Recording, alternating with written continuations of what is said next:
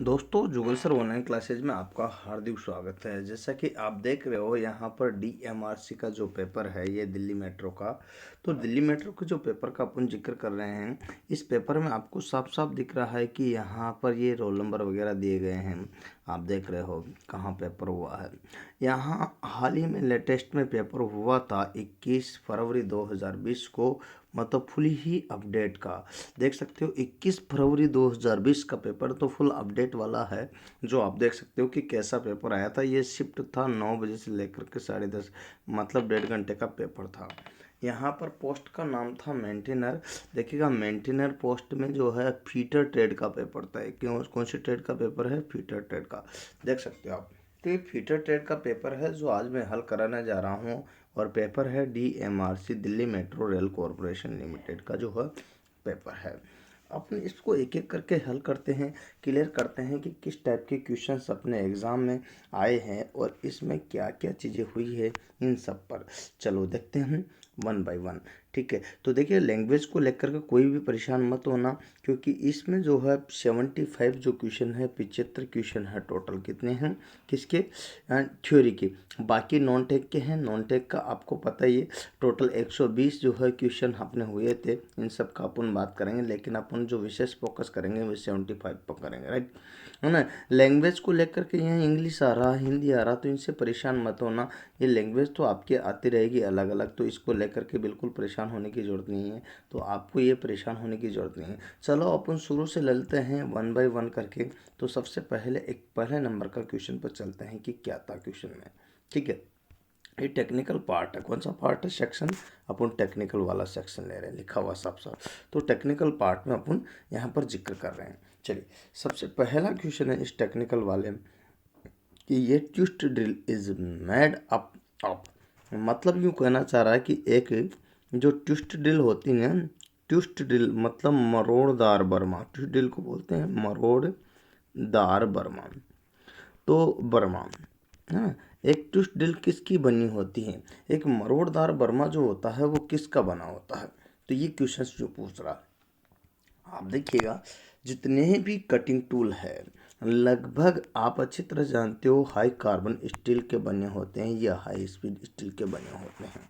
ठीक है, या तो हाई कार्बन स्टील या फिर HSS के बने होते हैं। चाहे आपकी ड्रिल हो, चाहे आपके रिमर हो, चाहे आपके टेप हो, चाहे आपके फाइल हो, चाहे आपके क्या नाम से चीजल हो, मतलब लगभग कटिंग टूल्स जो है हाई कार्ब स्टील या हाई स्पीड स्टील के बने होते हैं या टूल स्टील के बने होते हैं। किसके बने होते हैं? देखिएगा यहाँ मैं आपको सभी कटिंग टूल का बताता हूँ। तो लगभग cutting tool high carb steel है ना, हाई स्पीड स्टील, उच्च गति इस्पात। ठीक है, इसका मतलब तो उच्च गति इस्पात है ना, टूल स्टील है ना, टूल स्टील या फिर एलो स्टील, एलो स्टील के बने होते हैं। तो ये सारे के सारे चारों में से अगर होते तो चारों ही सही थे।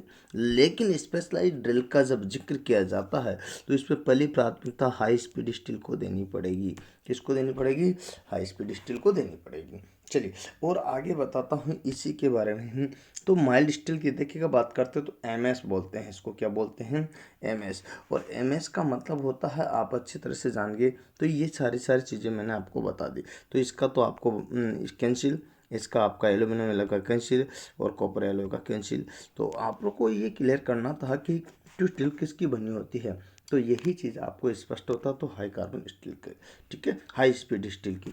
मतलब हिंदी में बोलते हैं तो इसको उच्च, देखिएगा, गति इस्पात। तो हिंदी वाले भी परेशान ना हो। उच्च गति इस्पात, इस्पात को फौलाद भी बोलते हैं। ठीक है, चलिए नेक्स्ट क्वेश्चन पर जिक्र करते हैं अपन। अब देखिएगा यहाँ नंबर 2 क्वेश्चन है। तो नंबर 2 क्वेश्चन यूँ कह रहा है, नंबर 2 क्वेश्चन क्या स्पष्ट कर रहा है? देखिएगा ध्यान से देखना। तो ये नंबर 2 क्वेश्चन यूँ स्पष्ट कर रहा है कि ये फिक्सर इज यूज्ड टू, मतलब एक पिक्चर का उपयोग किया जाता है। तो आपको देखिएगा लैंग्वेज को लेकर परेशान मत हो, इसका केवल क्या पूछ रहा है? उपयोग। अब उपयोग किया जाता है, एक पिक्चर का कहाँ उपयोग करते हैं? तो आपको ध्यान होना चाहिए, दो चीज़ें होती है, एक तो होता है जिग और एक होता है फिक्सर। तो यहाँ पर ध्यान रखना, ये दो चीज़ें होती है, एक तो होता है जिग और एक होता है फिक्सर। क्या होता है? फिक्सर। तो दो चीज़ों पर अपन जिक्र कर रहे हैं। ये किसके बारे में पूछ रहा है? फिक्सर के बारे में। तो फिक्सर के बारे में पूछ रहा, तो फिक्सर का क्या यूज है?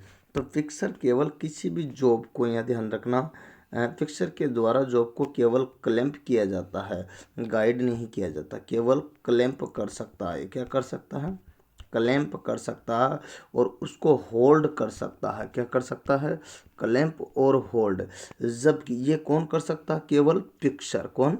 केवल फिक्सर। जबकि जिग अगर बात करते हैं तो वो क्लैंप भी कर सकता, होल्ड भी कर सकता, और एक और चीज़ आ जाएगी इसमें, गाइड। अगर यही चीज़ वो यहाँ फिक्सर की जगह जिग देता तो आंसर ये होता, लेकिन वहाँ फिक्सर दिया तो आंसर कौन सा होगा? केवल वो क्लैंप और होल्डिंग कर सकता है। तो इसमें ऑप्शन देखते हैं हम, गाइड टूल। ना भाई ना, गाइड के लिए अपन ने अभी अभी बताया कि गाइड का अगर जिक्र आता है तो यहाँ जिग आता है। क्या आता है? जिग, है ना। तो guide, hold and locating, hold and locate the work fish. तो बिल्कुल ये बिल्कुल सही आंसर है, अर्थात यही फिक्सर का वास्तविक यूज है ना। फिक्सर का जो एक्चुअल यूज है वो यही है, ठीक है ना। Hold and hold the tool, नहीं ये भी आपके जो है केवल होल्ड ही नहीं करता है, दोनों ही करता है। सपोर्ट द टूल, तो सपोर्ट ही नहीं, ये भी यहाँ पर सबसे सटीक आंसर कौन सा है? अपना बी वाला। बिल्कुल अपन सही निकले। अपन आगे चलते हैं इसी क्रम में। नंबर 3 क्वेश्चन पर अगर जिक्र करते हैं तो ध्यान देना। नंबर 3 में है विच ऑफ द फॉलोइंग, है ना। देखिएगा क्वेश्चन को ध्यान से पढ़ना भाइयों, देखना क्वेश्चन में कुछ विशेष बात है। देखिएगा यहाँ, which of the flowing can not be forged, यहाँ लिखा है फोर्ज्ड। कैन नॉट बी मतलब किसे फोर्ज नहीं किया जा सकता। तो ये दिए गए हैं निम्न में से किसको फोर्जिंग नहीं किया जा सकता। तो ये फोर्जिंग बात बोल रहा, क्या कहता? फोर्जिंग। अब फोर्जिंग नहीं किया जा सकता तो निम्न में से किसको फोर्जिंग नहीं किया जा सकता। तो आपको ये बताना है क्वेश्चन की फोर्जिंग किसको नहीं किया जा सकता, ठीक है।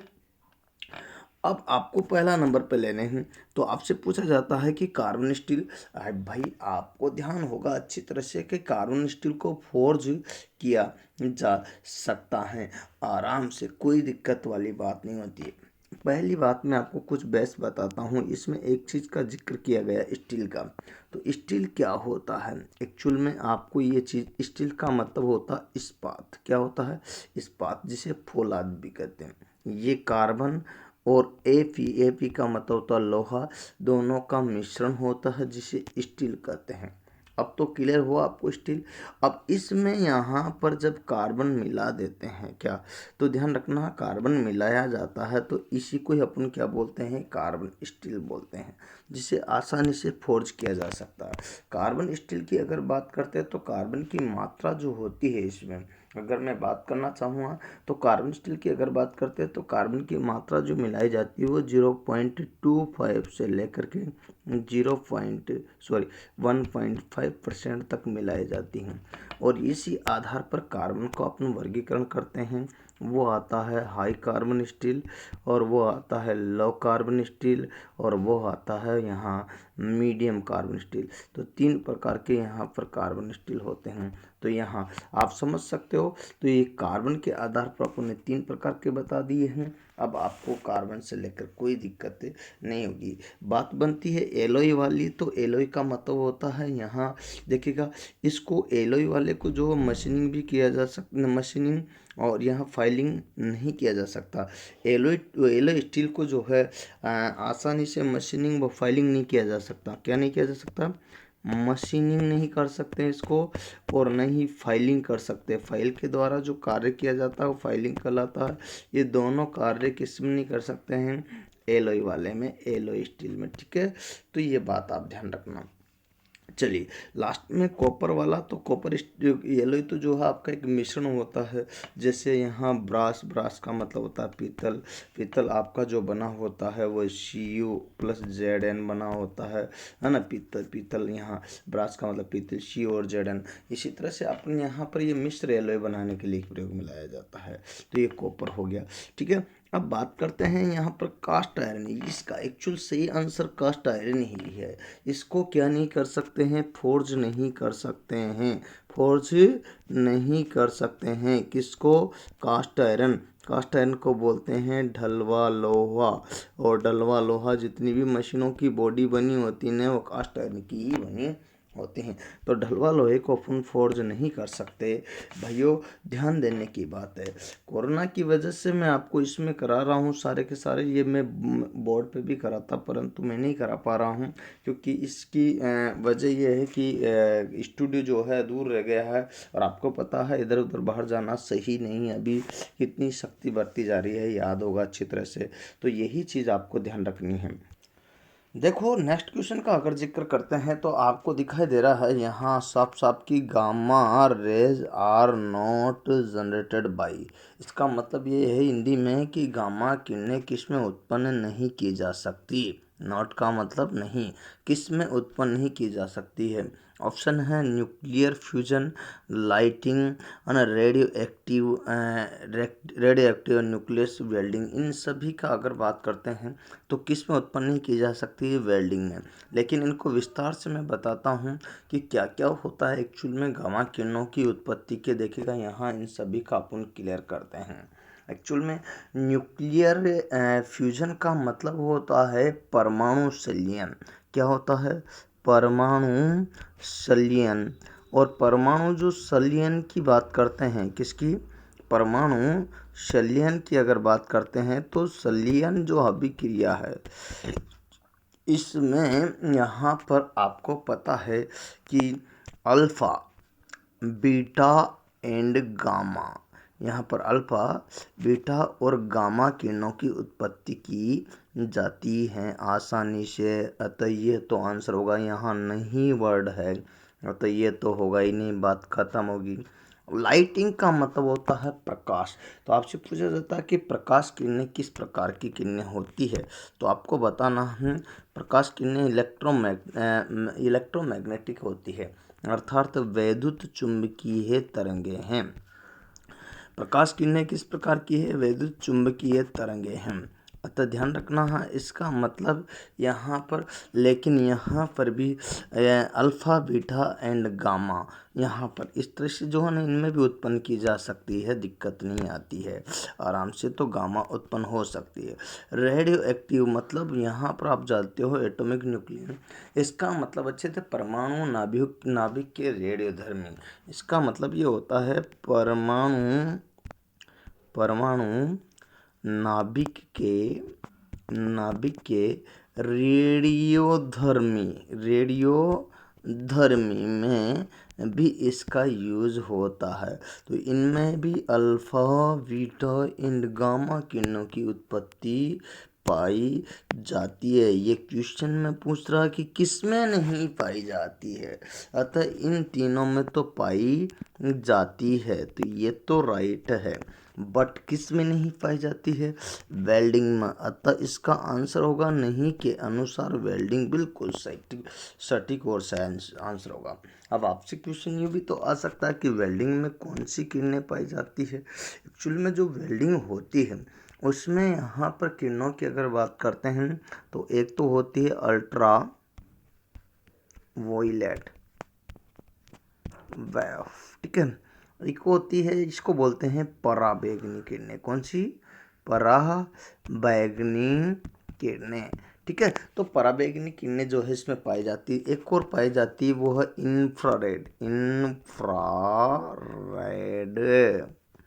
इंफ्रारेड का मतलब होता है अवरक्त किरणें। अब अवरक्त जो किरणें हैं वो ये दोनों की दोनों ही किरणें किस में पाई जाती है? वेल्डिंग में। और अवरक्त किरणों का प्रयोग ही अपन किस में? रिमोट में भी करते हैं। टीवी का जो रिमोट होता है ना, ये क्वेश्चन कई बार आता है, ध्यान रखना। अतः वेल्डिंग में यहाँ पर इंफ्रारेड होगी और अल्ट्रा वायलेट वेव होगी। तो यहाँ पर दो प्रकार की किरणें, और ये दोनों की दोनों ही स्वास्थ्य के लिए हानिकारक हैं। इसीलिए आपसे कहा जाता है कि जब वेल्डिंग करे तो किसका प्रयोग करेंगे अपन यहाँ पर, वेल्डिंग ग्लास का। किसका, ग्लास जो होता है या चश्मा यहाँ, या फिर जो आपका है जो इसे बोलते हैं हेलमेट, तो इसका प्रयोग करें क्योंकि ये हानिकारक है, जो आँखों के लिए बहुत ही नुकसानदायक है। अतः वेल्डिंग में यहाँ पर किसी भी प्रकार से गामा किरणों की उत्पत्ति नहीं हो रही है, तो ये आंसर बिल्कुल सही है। क्लियर। मैं एक एक क्वेश्चन में आपको बहुत सारे यहाँ पर क्वेश्चन समझा रहा हूँ और बता रहा हूँ, तो उम्मीद है ये बात आपको समझ में आ रही होगी। फीटर मेंटेनर का आपको दिख ही रहा है, ये दिखेगा, क्लियर कर ही रहे हैं अपन। आप चिंता मत करो, जो यूपी में उत्पादन वाली वैकेंसी आई है या कोई भी ट्रेड के जिस पे फीटर आती है, पेपर हो किसी का भी, तो उनके लिए बहुत यूजफुल है ये। चलिए आगे बात करते हैं। ये dial gauge is not used for, इसमें यूँ कहा है कि डायल गेज का उपयोग कहाँ नहीं किया जाता या कहाँ नहीं कर सकते या किस में नहीं किया जाता इनमें से, तो ये आपको ध्यान रखना है, तो क्वेश्चन आपको समझ में आना चाहिए।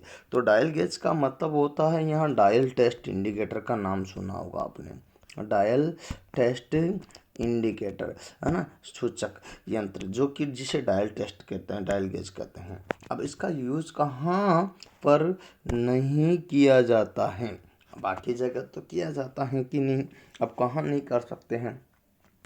देखिए पहला नंबर का अगर बात करते हैं तो यहाँ पर लिखा है detecting small difference if any in linear measurement of identical objects. ठीक है, तो आपको ध्यान रखना, स्मॉल मतलब छोटा सा अंतर, यहाँ से इतना सा अंतर, छोटा सा अंतर है लीनियर रेखीय, तो इसके द्वारा मापा जा सकता है। छोटा अंतर है कौन सा, स्मॉल, तो ये मापा जा सकता है, अर्थात ये कम किया जा सकता है, ये चेक किया जा सकता है आराम से, कोई दिक्कत नहीं है इसके द्वारा। दूसरा है चेकिंग, यहाँ पर देखिएगा चेकिंग, दूसरा देखो यहाँ नंबर 2 चेकिंग फ्लैटनेस, मतलब किसी भी जॉब का चपटापन, ये कोई जॉब है राइट, और इस जॉब का आपको चपटापन चेक करना तो कर सकते हैं, तो चेकिंग फ्लैटनेस, फ्लैटनेस को भी चेक कर सकते हैं। ये जो फ्लैटनेस देख रहे हो ना आप, ये चीज चपटापन, तो इससे डायल गेज की सहायता से अपन यूज कर सकते हैं, तो ये भी आपका यूज होता है, ये भी यूज होता है। अब आता है ना, तो यहाँ पर चेकिंग पैरेललिज्म ऑफ बार, कोई भी छड़ है यहाँ पर देखिएगा, और यहाँ पैरेललिज्म का मतलब होता है समानांतर छड़ का, है ना, बार या छड़, तो यहाँ पर कोई भी ये छड़ ले लिया आपने, समानांतर है। अब इसमें आपको क्या लिखना है कि ये समानांतर है कि नहीं है, बार हो या रोड हो, तो ये आराम से इससे चेक की जा सकती हैं, ये आराम से इससे चेक की जा सकती, तो ये भी सही है। अब बचा कौन सा आपका, जो नहीं है, अब यहाँ नहीं नोट दिया गया है, तो डायल गेज का यूज कहाँ नहीं, बचा कौन सा, तीसरा, क्या ये सही है, चेक करते हैं। तो detecting the centre of cylindrical bar and road, क्या इसके द्वारा कोई भी बेलनाकार, बेलनाकार का मतलब होता है बेलन का आकार, और बेलन का आकार ये देख सकते हो आप, चलो ये देख लो, ये कोई जॉब है राइट।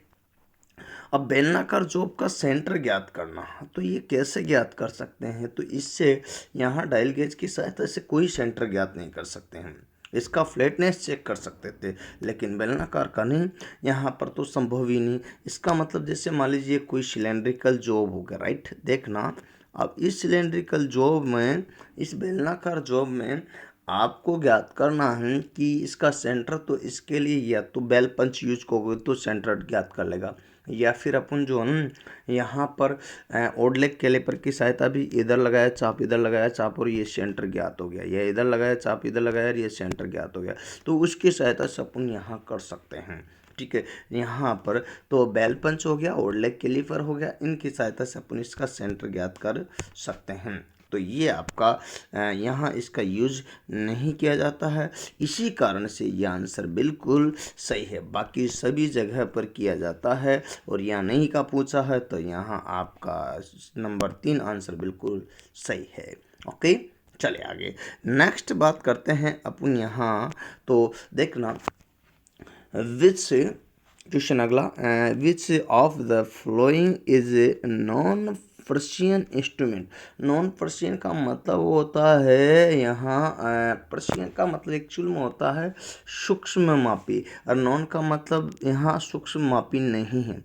तो निम्न में से कौन सा जो है सूक्ष्म मापी यंत्र नहीं है? क्या नहीं है? सूक्ष्म मापी यंत्र नहीं है। तो याद रखना आपको अच्छी तरह से। मैं आपको बता देना चाहता हूँ कि यहाँ एक होता है डेप्थ गेज। क्या होता है? Depth gauge. अब डेप्थ गेज का ही अगर जिक्र करते हैं तो डेप्थ गेज की जो यहाँ ध्यान देना आप, ये लिस्ट काउंट होती है 0.5 mm। All dimension are mm। ठीक है। वर्नियर कैलिपर की होती है 0.02 mm। ठीक है, मीट्रिक की बात कर रहा हूँ मैं यहाँ, है ना। ब्रिटिश में आपकी जो होती है वो होती है ब्रिटिश में 0. ये 0 है, 0.001 mm। ठीक है, इंच। ठीक है, इंच है, इंच है। ठीक है, तो यहाँ पर आपको ध्यान रखना। तो मैं सबसे पहले यहाँ पर 0.5 बताया, फिर बताया यहाँ 0.02।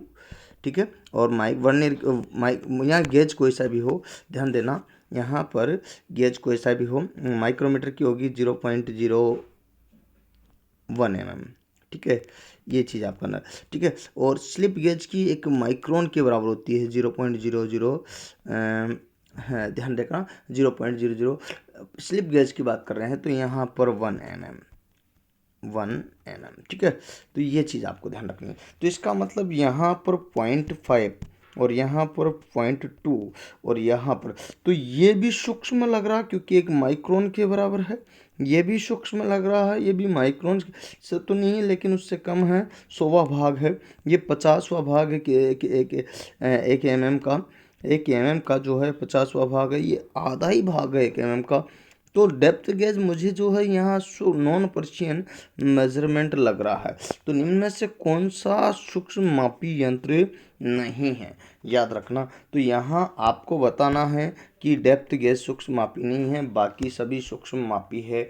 आपको तो पता ही है डेप्थ गेज के द्वारा देखिएगा कोई भी स्लॉट हो, क्या हो, डेप्थ गेज की अगर बात करता हूँ तो आप अच्छी तरह से जानते हो, डेप्थ गेज के द्वारा कोई भी स्लॉट हो, क्या हो, स्लॉट हो या स्टेप हो या ब्लाइंडिंग होल हो, इनको जो है आराम से मेजरमेंट किया जा सकता। स्टेप या स्लॉट, इनको मेजरमेंट किया जा सकता। वर्नियर कैलिपर के द्वारा रेखीय माप, माइक्रोमीटर स्क्रू पेच के द्वारा, स्क्रू गेज के द्वारा जो है ना अपनी ये स्क्रू है, इसकी गहराई है, कोण है, पिच है, इन सबको चेक किया जा सकता है। और स्लिप गेज का प्रयोग साइन बार की सहायता से करते हैं।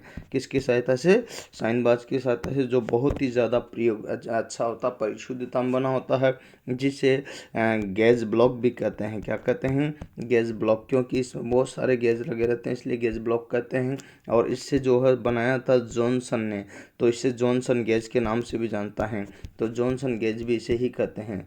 तो यहाँ ध्यान रखना, जॉनसन गेज का अगर आ जाए तो भी आपको ध्यान रखना, गेज ब्लॉक का आ जाए तब भी ध्यान रखना, स्लिप ब्लॉक गेज का आ जाए तब भी ध्यान रखना। ये बहुत परिशुद्ध होता है, अर्थात 1 माइक्रोन तक, कितने तक? और 1 माइक्रोन का मतलब समझ गए ना, 10⁻⁻6, 10⁻⁻6 मीटर। ठीक है, तो इसका मतलब ये होता है कि 0.01 mm तक की परिशुद्धता में स्लिप गेज होता है। माइक्रोमीटर यहाँ इतना नहीं होता है। तो ये सारे के सारे परिशुद्ध मापी यंत्र है। माइक्रोमीटर तो मात्र कितना होता है, और ये आपके 0.002 होता है। तो ये चीज़ आपको ध्यान रखना पड़ेगा। ये 1/2 मतलब आधा mm होता है। अर्थात यूँ समझिएगा कि डेप्थ गेज की और स्टील रूल की, किसकी? स्टील रूल की जो परिशुद्धता होती है वो 0.5 mm ही होती है। या अगर इंच की बात करते हैं तो 1/64 इंच का जिक्र किया जाता है। ठीक है, तो ये आपका था जो कि आपने देख लिया है। उम्मीद करता हूँ ये बात आपको समझ में आई होगी। चलिए नेक्स्ट अपन बात करते हैं इसी क्रम में। तो अगला क्वेश्चन आपके सामने ये रहा। लैंग्वेज को लेकर परेशान मत होना भाइयों, आराम से एक एक क्वेश्चन को अपन विस्तार से कर रहे हैं तो आपको समझ में आएगा। चलिए यहाँ पर लेते हैं अगला क्वेश्चन, ये रहा आपकी स्क्रीन पर। तो यहाँ आप देखिएगा लीड, यहाँ देखना, lead is equal to the pitch in, ये मतलब दो, देखिएगा यहाँ पर ध्यान देना कि यूँ कह रहा है कि lead equal to the pitch in a. तो मतलब जो है लीड जो है दो पिच में किसके समान होती है, यहाँ थ्रेड बनी होती है ऐसी ऐसी ऐसी थ्रेड में जो है बनावट होती है। तो एक तो सिंगल स्टार्ट होती है, एक डबल स्टार्ट होती है, एक ट्रिपल स्टार्ट होती है, एक क्वाड्रा मतलब बहु स्टार्ट होता है। तो इस आधार पर आपको देखना होगा। तो सबसे पहले आपको ये ध्यान रखना पड़ेगा कि डबल में क्या होता है। तो यहाँ डबल में टू पिच, ध्यान रखना, डबल में two pitch equal then one lead, बराबर वन लीड होता है, वन लीड। तो वन लीड मतलब क्या है, इसका मतलब दो पिच एक लीड के समान किसमें है, डबल स्टार्ट में। तो यही तो ये पूछ रहा था ये कि दो पिच जो होती है एक लीड के समान किसमें होती है, तो डबल स्टार्ट में। डबल स्टार्ट जो होता है वो क्या होता है, देखिएगा दो चूड़ियाँ दो अलग अलग स्थानों से होकर अंत तक चली जाती है।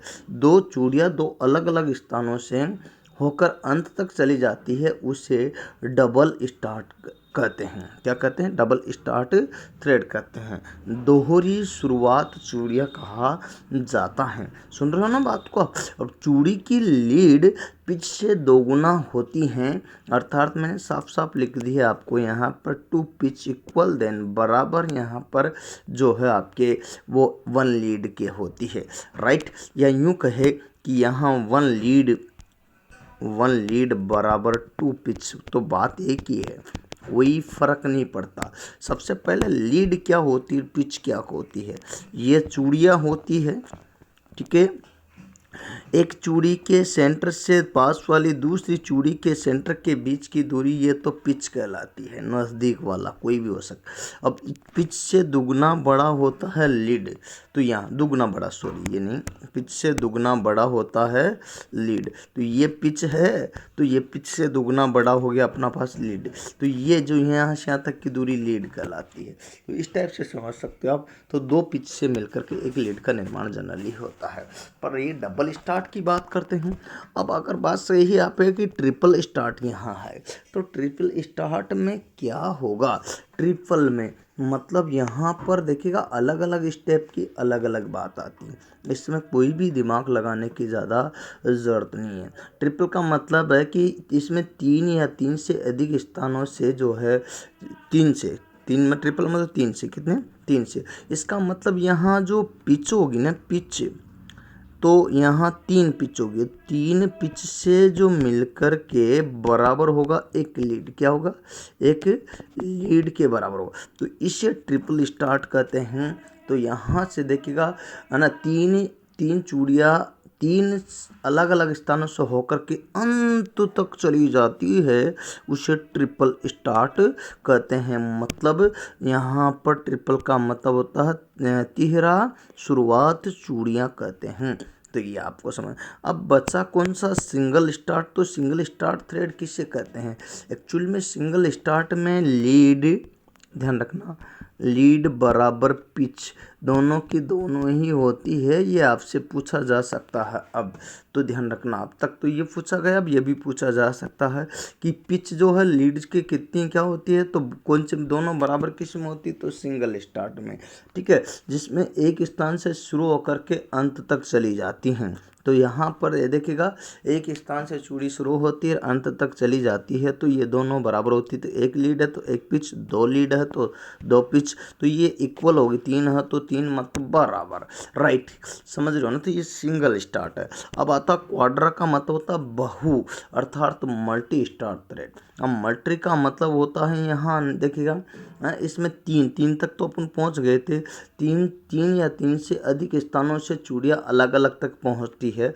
और यही आपको बता रहा हूँ। तो इसमें इसका मतलब ये हुआ कि यहाँ पर तीन पिच है तो बराबर क्या होगी, एक लीड, यूँ होगी एक लीड, क्या होगी, एक लीड। तीन पिच है तो एक लीड।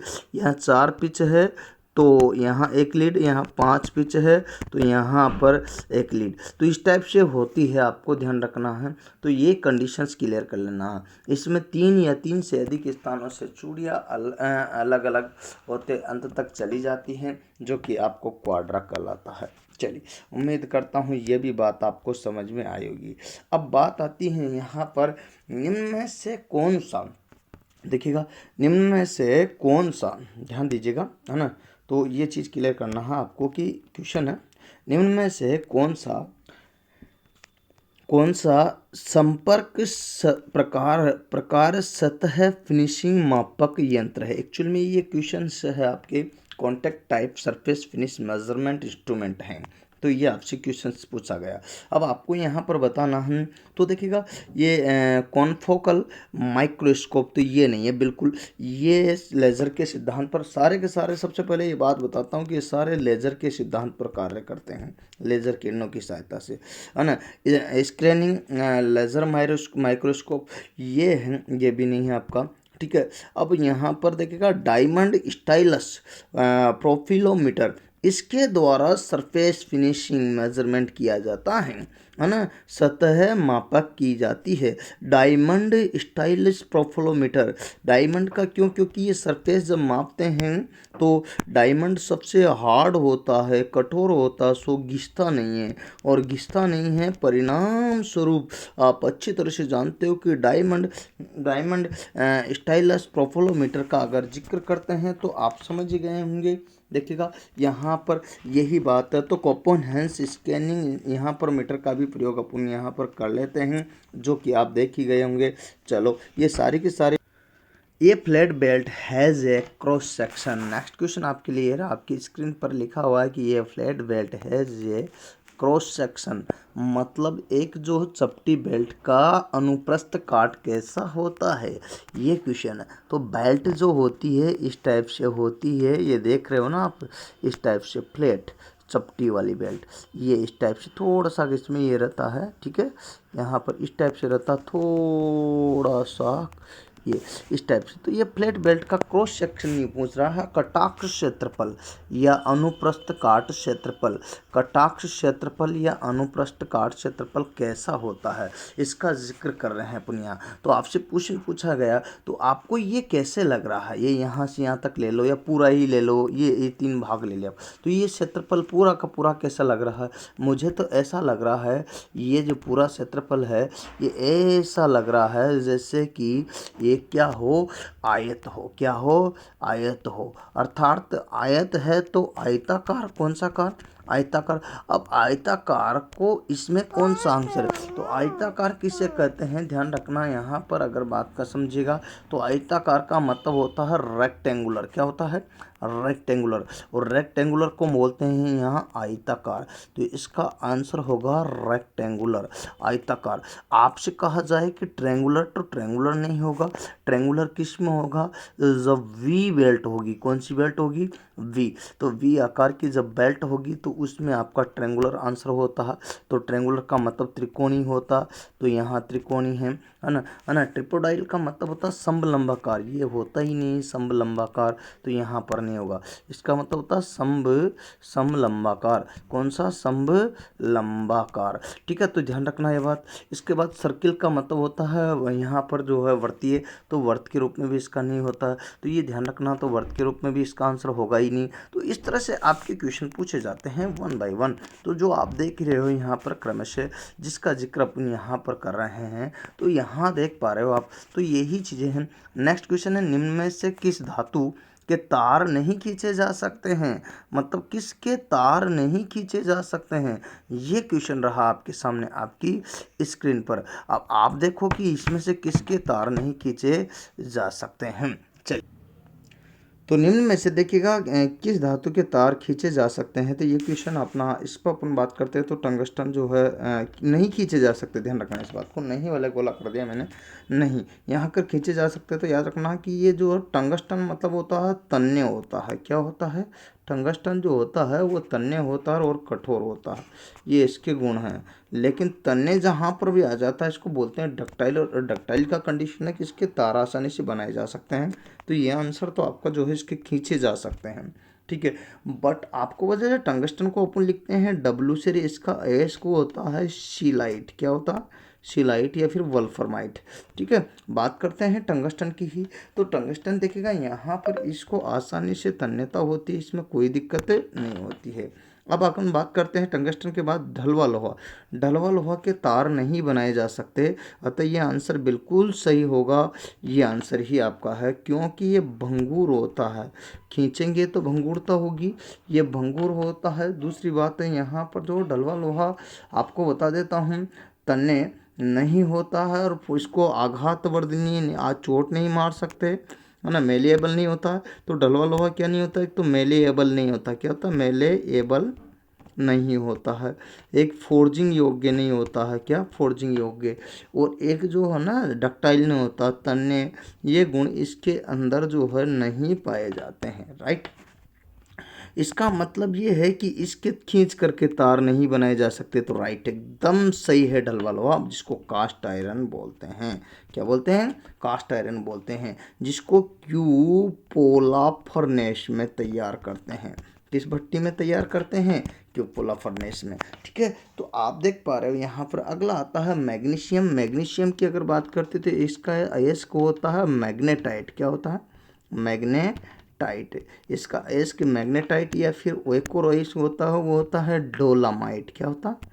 डोलामाइट भी इसका एस को होता है। इसको ब्रूसाइट भी बोलते हैं, ब्रूसाइट भी इसका एक एस को होता है।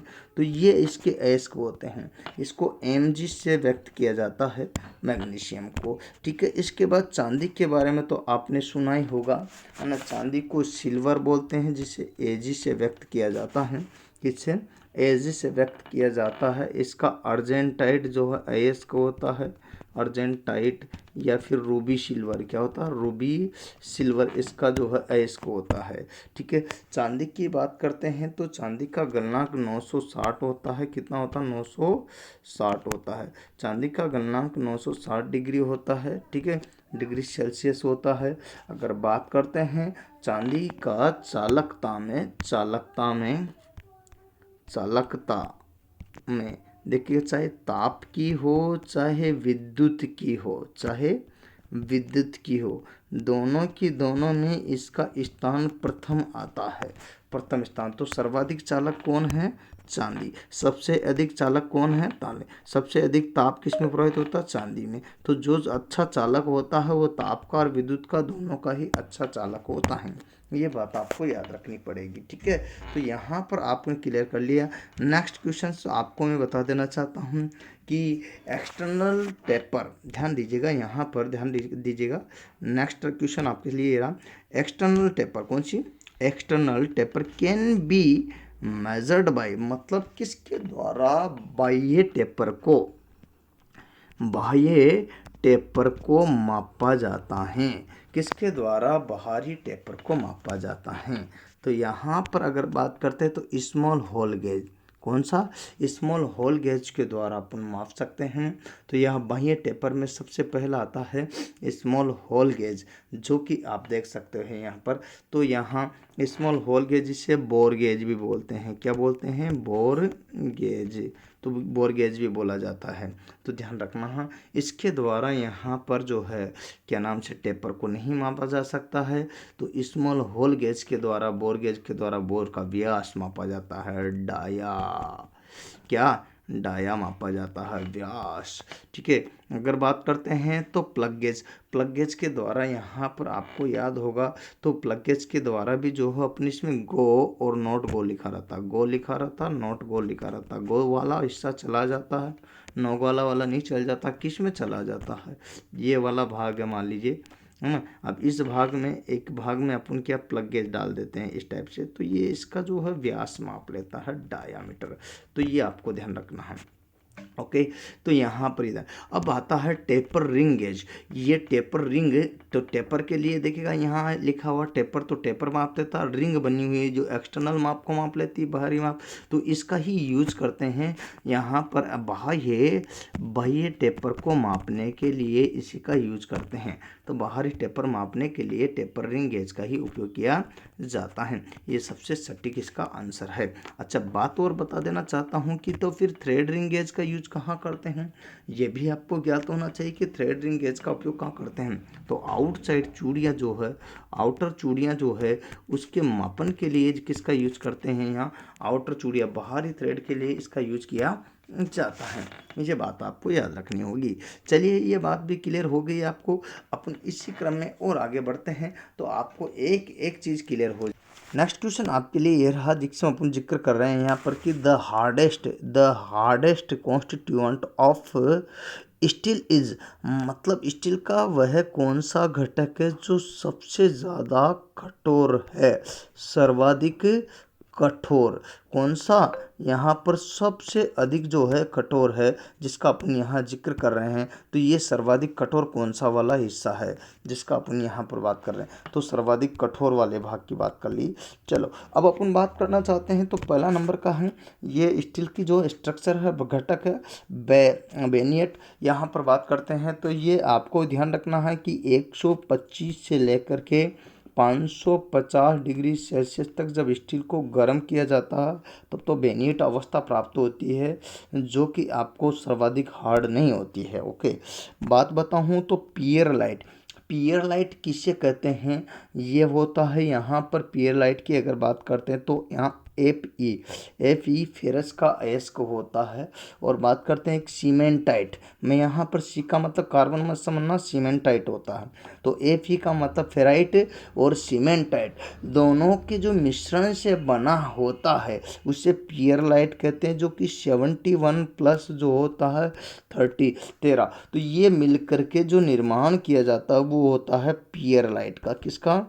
पियर लाइट का। तो पियर लाइट जो है इस तरह से निर्मित किया जाता है, इस तरह से जो है ये सर्वाधिक हार्ड नहीं होता है, ध्यान रखना ये बात। तो पियर लाइट का भी आपको क्लियर हो गया। पर बहुत देखिएगा, यहाँ पर बात करते हैं तो ये बात क्लियर हो गई है। अब अपन बात करते हैं, ये सर्वाधिक हार्ड तो नहीं होता है पियर लाइट, परंतु जो है क्या होता है, मजबूत होता है। क्या होता है? मजबूत, भी इतना मजबूत कि बहुत मजबूत होता है, बहुत मजबूत होता है। कौन? पियर लाइट। अब आप समझे हो कि यहाँ आस्टेनाइट क्या होता है। आस्टेनाइट अगर बात करते हैं कि आस्टेनाइट क्या होता है, नाम तो सुना होगा।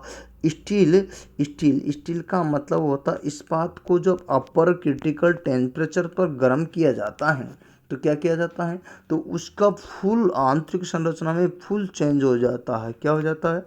फुल चेंज हो जाता है। जब आंतरिक संरचना में फुल बदलाव आ जाता है तो उसे क्या बोलते हैं, यहाँ पर देखिएगा, जब फुल बदलाव आ जाता है तो उस अवस्था को बोलते हैं यहाँ आस्टेनाइट। क्या बोलते हैं? आस्टेनाइट अवस्था। और आस्टेनाइट अवस्था ही आपकी जो है ये अवस्था होती है। समझ के बात को। तो स्टील को जब ऊपरी क्रिटिकल टेम्परेचर पर गर्म किया जाता है तो उसकी आंतरिक संरचना में पूर्ण बदलाव आ जाता है, जिसे आस्टेनाइट कहते हैं। अब आता है सीमेंटाइट।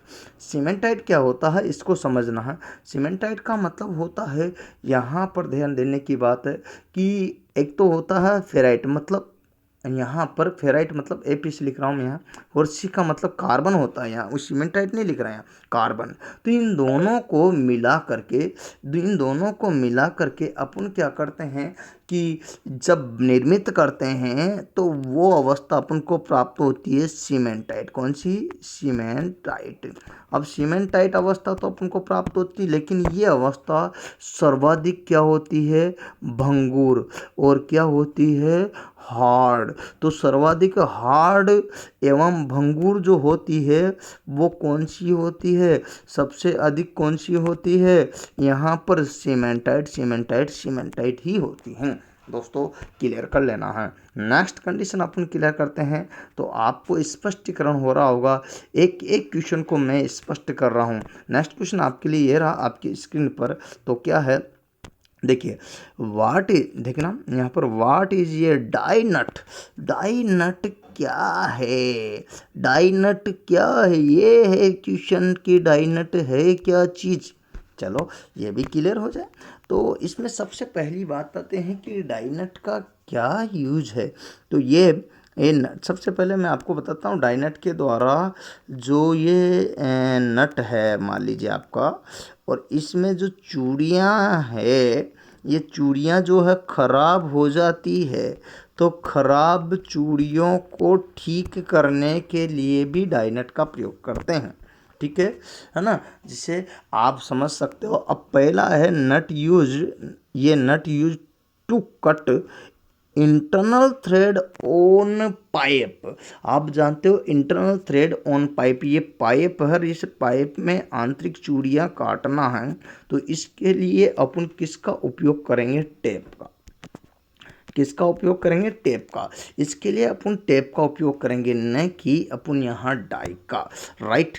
दूसरा है नॉर्मल नट। नॉर्मल नट में केवल आप अच्छी तरह से जानते हो जो नॉर्मल नट होता है ये वाला है, मान लीजिए। अब इसमें ये चूड़ियाँ कटी हुई है, क्या कटी हुई? चूड़ियाँ कटी हुई। तो ये जो चूड़ियाँ नॉर्मल नट में हैं वो कौन सी है? Internal thread. कौन सी है? तो नॉर्मल नट में इंटरनल थ्रेड कटी होती है। कौन सी थ्रेड? इंटरनल थ्रेड कटी होती है, मतलब यहाँ पर यूँ बोल सकते हो आंतरिक चूड़ियाँ। कौन सी? आंतरिक चूड़ियाँ कटी होती हैं, तो ये ध्यान रखना। इंटरनल में आपको यांत्रिक आंतरिक चूड़ियाँ मिलेगी। इसके बाद आता है ये नट मैन्युफैक्चर्ड यूज ऑन ये डाई। नहीं, इसके लिए ही इस नेट का निर्माण नहीं किया जाता है कि ये डाई के लिए ही यहाँ पर बना हो, तो नहीं, बिल्कुल डाई के लिए नहीं, बिल्कुल यहाँ पर ये भी नहीं। अब यहाँ इसका असली जो है डाई नट का यूज किया है, ये nut used cut external thread on pipe. ये पाइप है और इस पाइप में मैं बाहरी चूड़ियाँ काटूं, तो इसके लिए अपन किसका यूज करेंगे? यहाँ पर ये नट क्या किसका यूज करेंगे? डाई नट का। किसका यूज करेंगे? डाई नट। तो ये नट यूज्ड कट है ना, एक्सटर्नल थ्रेड पाइप, कोई भी यहाँ पर पाइप में बाहरी चूड़ियाँ काटने के लिए इसका उपयोग किया जाता है। नेक्स्ट कंडीशन में अगर अपन बात करते हैं तो और क्या आता है? तो निम्न में से, ध्यान देना, निम्न में से अगला ये रहा आपके सामने। निम्न में से क्लियर कीजिएगा, देखिएगा क्वेश्चन है, निम्न में से किस पदार्थ का उपयोग मैलट बनाने के लिए किया जाता है? मैलट जो होता है हैमर होता है, जिसे सॉफ्ट हैमर के अंतर्गत रखा गया है। सॉफ्ट हैमर के अंतर्गत रखा गया है। तो सॉफ्ट मतलब होता है मुलायम हथौड़ा, और सॉफ्ट के लिए प्लास्टिक की, लकड़ी और रबर, इन तीनों के ही ये हैमर बने होते हैं। बात करते हैं तो प्लास्टिक का हो सकता है, लकड़ी में कड़ी लकड़ी आती है। कड़ी का मतलब यह चीमड़ से होता है। किससे? चिमड़ लकड़ी। ये किस किस की बनी होती है लकड़ी? शीशम है, मान लीजिए आपका यहाँ पर शीशम है, सागवान है, चीड़ है। तो इन जो है यहाँ पर इन सब की बनी होती है। ये कड़ी चीमड़ होती है जिसे आसानी से तोड़ा नहीं जा सकता है, अर्थात तो यहाँ पर तो ये रबर की भी बनी हो सकता है। तो इन सभी में अपन यहाँ समझ पा रहे हैं कि ये सारी चीज़ें होती है। अब ढलवा लोहा जो है आपको पहले बता चुका हूँ कि ये भंगुर होता है, तो उसका हैमर हथौड़ा बनाएंगे, चोट मारेंगे, टूट जाएगा, टुकड़े टुकड़े हो जाएगा। ब्रिट्ठल बोलते हैं इसको। क्या बोलते हैं? ब्रिट्ठल का मतलब होता है भंगुर। तो ये भंगुर होता है। इसकी बात बताता हूँ, तो ये जो है तन्ने भी नहीं होता है और भंगुर होता है, इसलिए, और इसके द्वारा फोर्जिंग नहीं कर सकते कारण, और आपको पता है हैमर का यूज़ तो अपन जानते हैं कि फोर्जिंग करते हैं, लेकिन मैलेट हैमर का यूज़ फोर्जिंग नहीं करते हैं। ये मैलेट जो हैमर है ना, इसका उपयोग करते हैं तैयार जॉब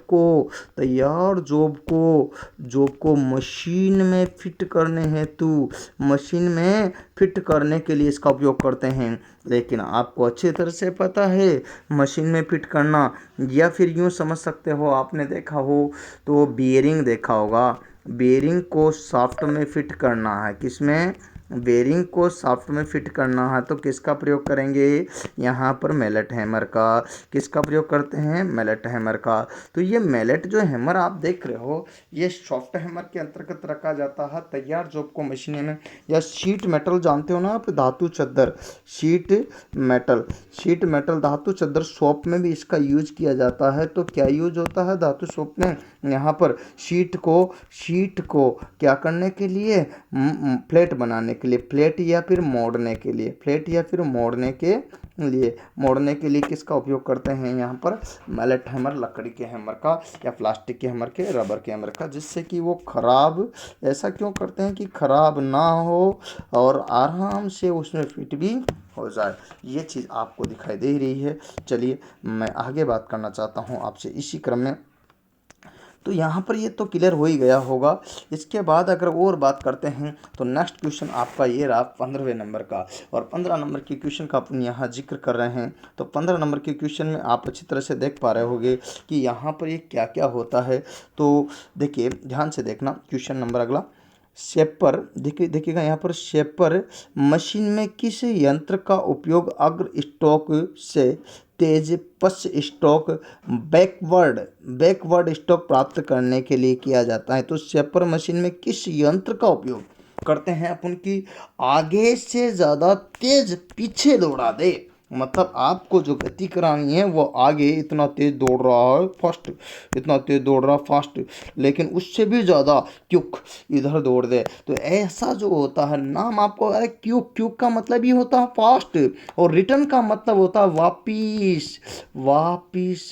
तो वापिस जब होता है, रिटर्न जब होता है, तो क्यूक रिटर्न के लिए इसका उपयोग करते हैं। ध्यान रखना, यहाँ पर मैं यही बात बता रहा हूँ। तो क्यूक रिटर्न में इसका उपयोग किया जाता है, और आप जानते हो अच्छी तरह से, तो क्यूक रिटर्न इसका सही आंसर होगा। लेकिन आप समझते हो सर पेंटोग्राफ क्या होता है? तो यांत्रिक शक्ति संचरण है, तो इसमें लगा होता है क्या, मैकेनिक यांत्रिक शक्ति के ट्रांसमिशन के लिए, संचरण के लिए इसमें लगा होता है। संचरण के लिए किस में लगा रहता है? यहाँ पर ये शेपर मशीन में, जो कि आपका पेंटाग्राफ होता है। रेक और पिनियन, रेक ऐसी बनी होती है जिस पर चूड़ियाँ कटी होती है, पिनियन एक पहिया होता है जिसमें बाह्य चूड़ियाँ कटी होती है, इस पर दौड़ता है, ये इस पर गति करता है, और यहाँ ये पिनियन होता है, ये रेक और ये पिनियन मिलकर के क्या गति करते हैं, जो कि आपको अच्छी तरह से पता है कि ये रेखीय गति करते हैं। रेक और पिनियन रेखीय, कौन सी, एक रेखा के रूप में ही तो गति थी, ये एक रेखा के रूप में ही तो गति थी, किसके रूप में थी, रेखीय के रूप में। तो आप समझ पा रहे होंगे बात को कि किस तरह से बात चल रही है अपनी यहाँ। अगर आगे मैं और बताना चाहता हूँ तो यहाँ पर एक और आता है जिसको बोलते हैं सामान्य स्लाइडर। सामान्य स्लाइडर का कार्य होता है स्लाइडिंग करने का, क्या करने का, स्लाइडिंग करने का, क्या करने का, स्लाइडिंग करने का। तो उम्मीद है आपको ये सारी बातें जो है मैं बता रहा हूँ वो समझ में आ रही होगी। तो ये सारा का सारा अपन एक एक करके पढ़ ही रहे हैं। मैं आपको 15 करके आपको पढ़ाने की कोशिश करूँगा, क्योंकि ये सब बड़ा हो जाएगा तो चढ़ने में भी तकलीफ आएगी, क्योंकि नेट की वजह से ज़्यादा प्रॉब्लम आ रही है। तो मैं 15 के शिफ्ट में आपको ये पूरे पेपर जो है फीटर ट्रेड का प्रोवाइड कराऊंगा, इसी क्रम में इलेक्ट्रिशियन वालों का भी कराऊंगा। तो दोस्तों सब लोग जुड़कर देख सकते हो। खासतौर जिन्होंने उत्पादन में फॉर्म भरा है यूपी में, उन लोगों के लिए, या फीटर के लिए कहीं भी, जैसे डीआरडीओ है, भेल है, सेल है, इसरो है, ऑर्डिनेंस फैक्ट्री है, ओएफ भी है ना, ओएफ भी है, या कोई भी यहाँ पर बात करते हैं ओएफ भी है, तो कोई भी हो, या डीआरडीओ, इसरो है, भेल है, सेल है, इसरो, ये कोई भी इत्यादि जिसमें भी वैकेंसी निकली है फीटर की, आपके लिए बहुत ही कारगर साबित होगा ये। तो आप समझ सकते हो, इस टाइप की मैं लेके आता रहूँगा। अर्थात इस कोरोना के अवसर पर मैं आपको ये चीज़ें प्रोवाइड कराऊँ जिससे घर बैठे आप सेल्फ स्टडी कर सकते हैं। उम्मीद है दोस्तों आपको ये मेरी सारी की सारी बातें जो है पसंद आ रही होगी। तो आप सभी है ना इसे क्या करोगे, लाइक करोगे, क्या करोगे, है ना, लाइक करोगे तो लाइक कर देना। और क्या करोगे इसके बाद में एक चीज़ और बताता हूँ, तो यहाँ पर शेयर करना ना भूलना, और यहाँ पर जो है ना सब्सक्राइब करना ना भूलना। और यहाँ पर बात बताऊँ तो दोस्तों ये बहुत ही बढ़िया होगा, आपको तहे दिल से ध्यान दीजिएगा, तहे दिल से मैं सभी को धन्यवाद देता हूँ। अपने घर पर रहिए, सुरक्षित रहिए और पढ़ते रहिएगा, तब जाकर के अपन चल पाएंगे। आज के लिए इतना ही, फिर मिलेंगे। जय हिंद, जय भारत, धन्यवाद, वंदे मातरम, वंदे मातरम।